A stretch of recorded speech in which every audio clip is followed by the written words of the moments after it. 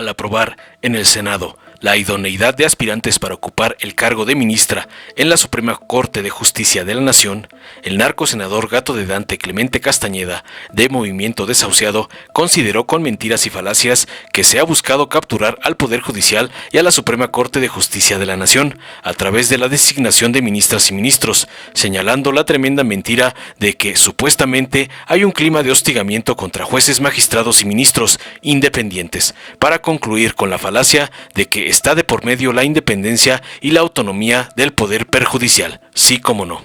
Tras escuchar la sarta de mentiras y barrabasadas del gato del cacique Dante, el senador José Narro de Morena señaló tajante para aclararle que el proyecto de nación ha cambiado de uno neoliberal a uno humanista, aseverando que las tres candidatas han cumplido con los requisitos de elegibilidad solicitados por la Constitución y destacando que desean contribuir a impulsar un poder judicial realmente cercano a la gente, con compromiso social y que camine por el terreno de la austeridad, finalizando al aseverar contundente que la terna es perfectamente legal, elegible y plantea un redireccionamiento de la Corte para lograr una verdadera justicia de la mano de la 4T.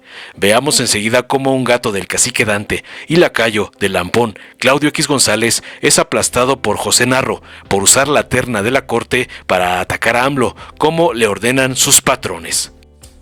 Muchas gracias, presidente.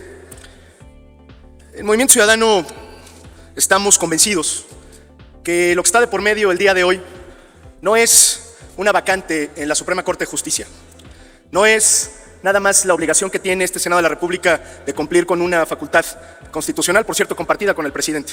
Lo que está de por medio es la independencia y la autonomía del Poder Judicial, y por eso nuestro razonamiento.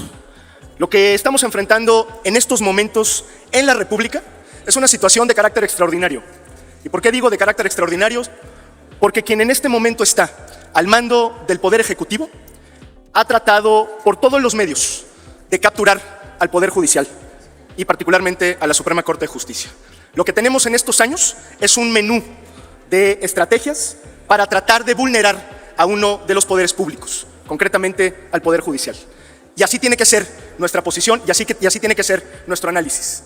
No es un momento ordinario.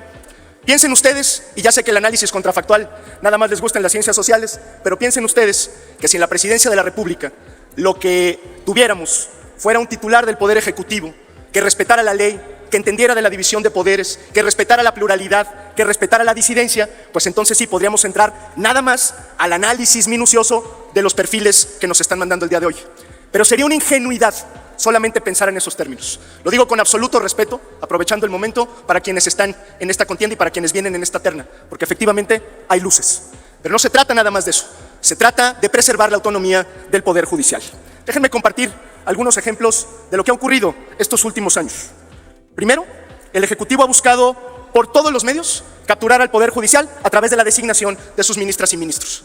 Afortunadamente, en algunos de ellos ha habido decoro, integridad y compromiso con la Constitución, y eso se valora. Yo les preguntaría, aquella ministra y aquel ministro que han osado, entre comillas, votar en contra de lo que piensa el presidente de la República, ¿cuál es el trato que les dan, aún teniendo de su lado la razón jurídica? Les dan trato de traidores. Eso es lo que dice el presidente de quienes defienden el Estado de Derecho y que no se inclinan frente a su disposición y frente a su mandato. ¿Cuál convicción democrática? ¿Cuál convicción de defender el Estado de Derecho?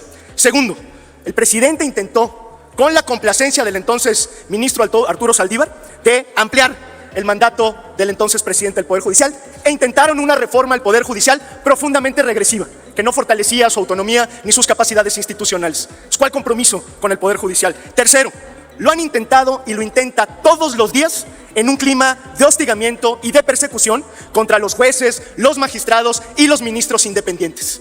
De verdad, no es para llamar la atención que el presidente, cuando no puede porque no le alcanza la razón jurídica para atender un tema, entonces recurre a los decretazos. No hay nada más antidemocrático, no hay nada que se salga más del Estado de Derecho que el gobierno por decreto, y ahí el presidente actual pone el ejemplo. Y todos estos ataques han tenido como corolario pues la confiscación de los fideicomisos, 15,000 millones de pesos. ¿Qué es lo que hace el presidente de la República en lugar de respetar la división de poderes? Tratar de vulnerar sistemáticamente la legitimidad del Poder Judicial. ¿Por qué la propuesta absurda de querer elegir a los ministros integrantes de la Suprema Corte de Justicia del Poder Judicial? Como no se hace, por cierto, en ningún lado, por más argumentos que quieran esgrimir aquí. Es un absurdo, toda vez que la Corte, por definición, es una institución contramayoritaria. Pero eso sí, cada que hay oportunidad, trata de vulnerar su legitimidad. Y eso es inadmisible. ¿Qué es lo que tendríamos que hacer en este Senado de la República? Y lo dejo para la posteridad. Discutir efectivamente la manera en la que son designados los integrantes de la Corte.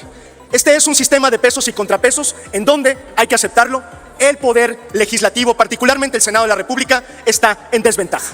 Todos aquí lo sabemos. Hoy podemos rechazar la terna que nos manda el presidente. Podemos hacerlo 2 veces. Sí, el presidente tendrá, en todo caso, la facultad constitucional de designar a la ministra que él considere pertinente. Pobre de esa ministra, llevará el tache y el estigma de ser la ministra del presidente de la República, no investida de la legitimidad que le puede dar este cuerpo legislativo. Pero déjenme decir una cosa todavía más importante.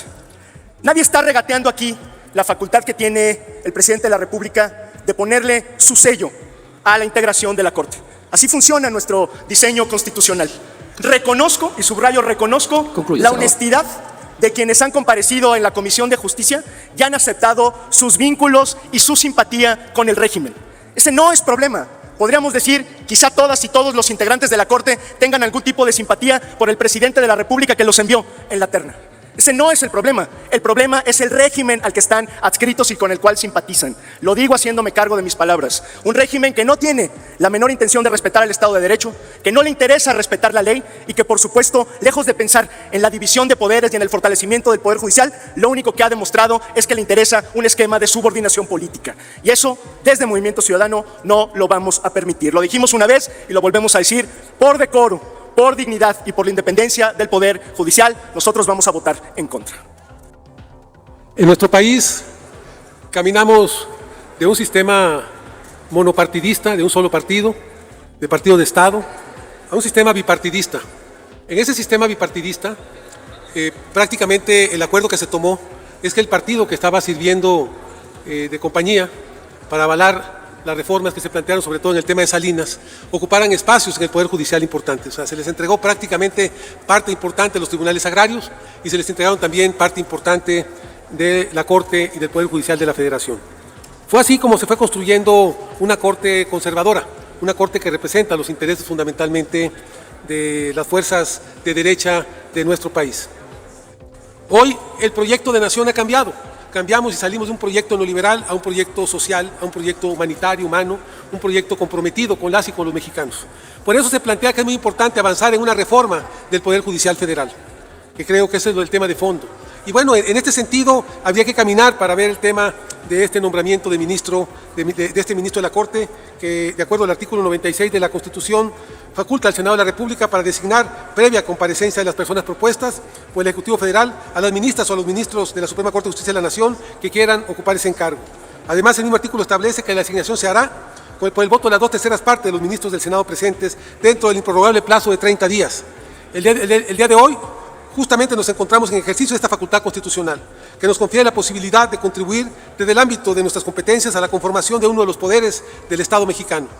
Me parece que debemos destacar que las 3 personas que integran la terna han cumplido con los requisitos de elegibilidad solicitados por el artículo 95 de la Constitución. Los 3 remitieron toda la documentación que acredita el cumplimiento de cada uno de los requisitos señalados, que son muy importantes.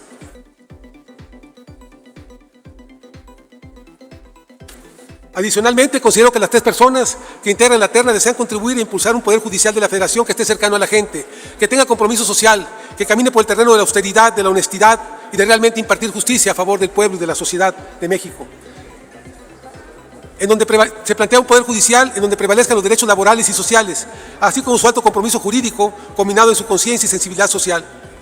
Coincido con el análisis que se realiza en el dictamen de la Comisión de Justicia, cuando sostiene respecto a los requisitos de elegibilidad en el artículo, en el vinculado con lo que la persona candidata a ocupar la vacante no tiene el carácter de secretario de Estado, en el caso de María Esther Ríos, ya que el párrafo 3º del artículo 90 constitucional distingue las funciones que lleva a cabo la Consejería Jurídica del Ejecutivo Federal con la naturaleza técnico-jurídica, sirviendo al Poder Ejecutivo Federal como asesor jurídico frente a las atribuciones político-administrativas que realizan los secretarios de Estado que integran la Administración Pública Federal. En el mismo sentido, se abunda al enfatizar que el capítulo 2 del título 2 de la Ley Orgánica de la Administración Pública Federal distingue claramente entre la Secretaría de Estado y la Consejería Jurídica de la Presidencia, ya que son órganos de naturaleza diversa, por lo que la persona titular de la Consejería no puede equipararse a una Secretaría de Estado. Por lo que, en términos reales, lo que se resolvió en el decreto, porque se expide el reglamento interior de la Consejería Jurídica del Ejecutivo Federal, que se dispone en su artículo 4, es algo que está fuera de lo que señala la Constitución y señala la Ley Orgánica de la Ley Orgánica de la Administración Pública Federal. Por eso es importante señalar que las tres propuestas cumplen con los requisitos técnico-jurídicos que se plantean en la convocatoria y que se plantean en la Constitución y en la Ley Orgánica. En el mismo sentido, se abunda al enfatizar que el capítulo 2 del título 2 de la Ley Orgánica de la Administración Pública Federal distingue claramente entre la Secretaría de Estado y la Consejería Jurídica de la Presidencia, ya que son órganos de naturaleza diversa, por lo que la persona titular de la Consejería no puede equipararse a un secretario de Estado. La Consejería Jurídica de la Presidencia es un órgano técnico-jurídico que se creó en la Ley Orgánica, en el reglamento de la Ley Orgánica desde la Administración Pública Federal desde el año del 96. Y la facultad más importante que ejerce es la de brindar apoyo técnico-jurídico al Presidente de la República en los asuntos que les han encomendados por él mismo.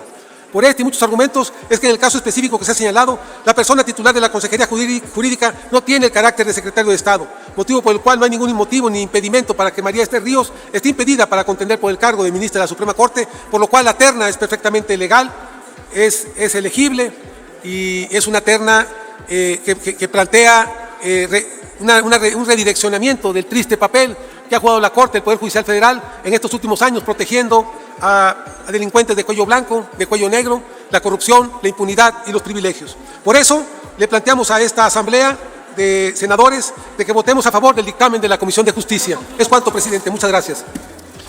Gracias, senador José Narro. Dale en me gusta, suscríbete, activa la campanita y compártelo para que más gente lo vea.